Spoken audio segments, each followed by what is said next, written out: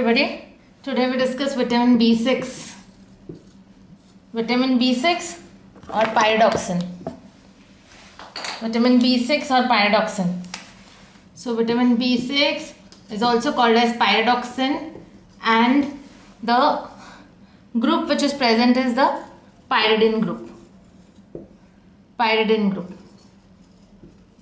So there are three forms to this, that is pyridoxamine, pyridoxamine, that is amine. Second is pyridoxal, that is all, and third is pyridoxal. So pyridoxal. So these are the three forms that are in the pyridine group: pyridoxamine, pyridoxal, pyridoxal. Vitamin B6 is called as pyridoxine. It has a pyridine group. It has the forms are pyridoxamine, pyridoxal, or the pyridoxal. Now coming to it is a very important vitamin because it takes part in many of the biochemical reactions. So we look at the recommended dietary allowance. The recommended dietary allowance is 1 to 2 milligram per day. 1 to 2 milligram per day. If you remember, most of the carbohydrate metabolisms, protein metabolism involve this vitamin B6. The recommended dietary allowance for this is 1 to 2 milligram per day. Looking at the source. So source is easy to remember. Generally it is present in all the foods that we easily available and that we eat, that is green leafy vegetable. Second, milk, legumes, meat and fish. So vitamin B6 is present in green leafy vegetables, milk, legume, meat and fishes. So vitamin B6 or the pyridoxine containing the pyridine group, having three forms: pyridoxamine, that is the amine form, oxal, pyridoxal. The recommended dietary allowance is 1 to 2 milligram per day. It is present in green leafy vegetables, milk, legumes, meat and fish. Now seeing the importance of vitamin B6. So vitamin B6, as I told, is a very important vitamin. It is taking part in many metabolic reactions. Coming to the most important one, in the protein metabolism. So the biological activity. First we see the protein metabolism. It is in transamination reactions. Transamination reaction means transfer of the amino group from one amino acid to form another amino acid. In short, we can say this definition. And for this we require pyridoxal phosphate. That is, vitamin B6 is required in transamination reactions in the protein metabolism. The enzymes which are used in transamination reactions are transaminases, or it is also called as transferases. And the two enzymes are SGOT and SGPT. Serum glutamate oxaloacetate transaminase, serum glutamate pyruvate transaminases. SGOT is also called as AST, aspartate transaminases, and SGPT is called as alanine transaminases. The mnemonic for this, the way I learned is so if there is aspartate transaminases, that is if it is AST, so you have a O over here, okay, and if it is pyruvate transaminase, that is P, you have a L over here, so PL and SO, okay. So don't forget the two. SGOT is also known as AST, SGPT is also known as ALT. So first is a transamination reaction in biological activity. So the important part in biological activity is, first is a transamination reaction. We write down over here so that it is easy for us to summarize later. So first is transamination reaction. The second is decarboxylation reaction. So in decarboxylation reaction, we look at the following examples. Decarboxylation. D means removal. So D means removal. Carboxylation means removal of carbon dioxide. So decarboxylation.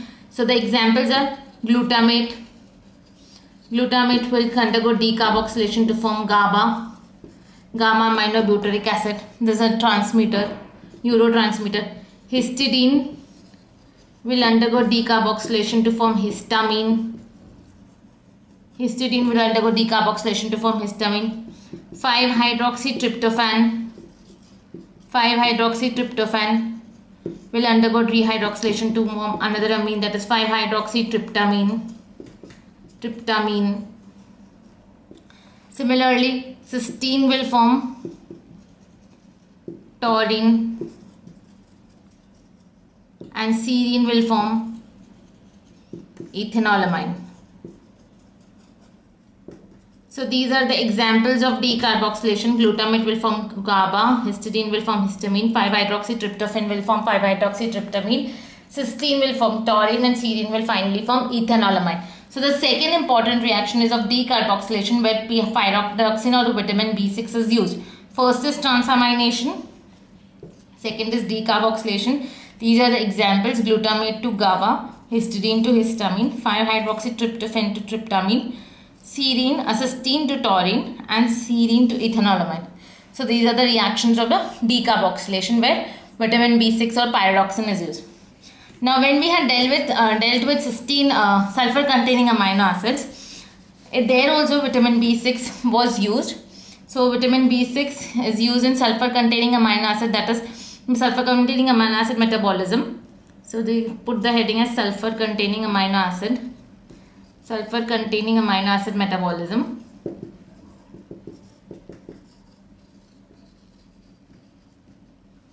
So over here homocysteine plus serine. Homocysteine plus serine will form cystathione. In the presence of enzyme cystathione synthase, and cystathionein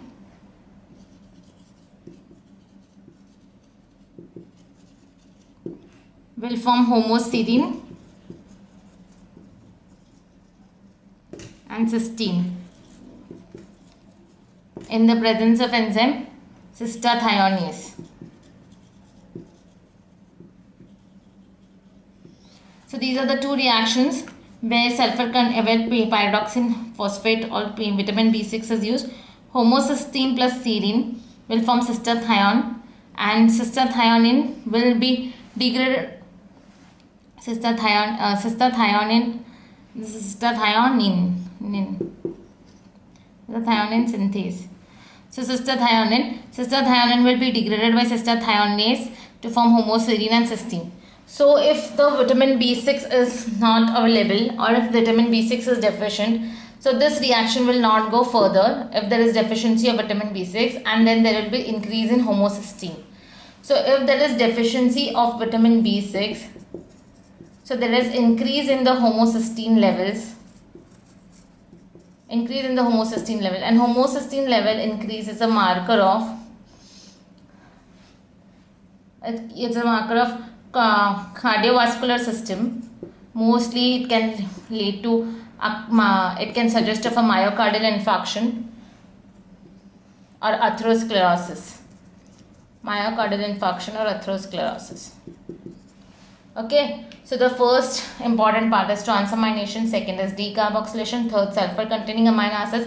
There are two reactions, one is homocysteine plus serine forming cystathionein, then breakdown of cystathionein to form again homoserine and cysteine. If there is vitamin B6 deficiency, there is increase in homocysteine levels, and if there is increase in homocysteine levels, you can say that the person is susceptible to myocardial infarction, maybe having atherosclerosis disease or any other coronary related disease. So the third is sulfur containing amino acid. Now the fourth is in heme synthesis. The very first reaction in heme synthesis, that is succinyl CoA plus glycine. Succinyl CoA plus glycine in the presence of ALS synthase and PLP. pyridoxal phosphate forms ALA, that is delta aminolevulinic acid. Fifth is in the production of niacin production. Niacin production, how? Niacin will be produced from tryptophan. So tryptophan, the amino acid in the presence of pyridoxal phosphate will form niacin.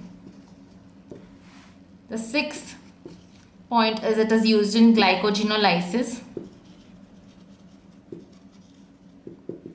And the seventh and the last point is it is important in myelination of nerves. Myelination of nerves. So vitamin B6 is important because it is used in transamination reaction, SGOT, SGPT. SGOT, SGPT reactions, SGOT and SGPT reactions. Decarboxylation, where we had many examples, glutamate forming GABA, 5-hydroxytryptophan forming 5-hydroxytryptamine, sulfur containing amino acid metabolism where cystathioline is formed, cystathioline is degraded. Fourth is heme synthesis where succinyl coenzyme A plus glycine will form ALA. Niacin production, that is tryptophan will form niacin. Glycogenolysis and myelination of nerves. So there are 7 important functions of vitamin B6 biochemically, and it is found in green leafy vegetables, milk, legumes, meat and fish. The recommended dietary allowance is 1 to 2 milligram per day. Now we will see the drugs that affect vitamin B6. The drugs that affect vitamin B6. So which will be the drug? Antitubercular drug isoniazid, cycloserine, oral contraceptives and ethanol. So these drugs affect vitamin B6 in our body: isoniazid, cycloserine and oral contraceptive and ethanol. The important points in this vitamin B6 are the functional, that is the biochemical activity. Biochemical activity you have to remember. The biochemical activity, if we discuss, transamination, decarboxylation, sulfur containing amino acids, heme synthesis,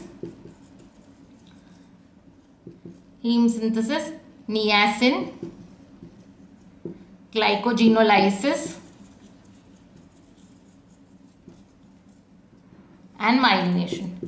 So these are the 7 important points of vitamin B6 or pyridoxine. That's all for vitamin B6. Thank you.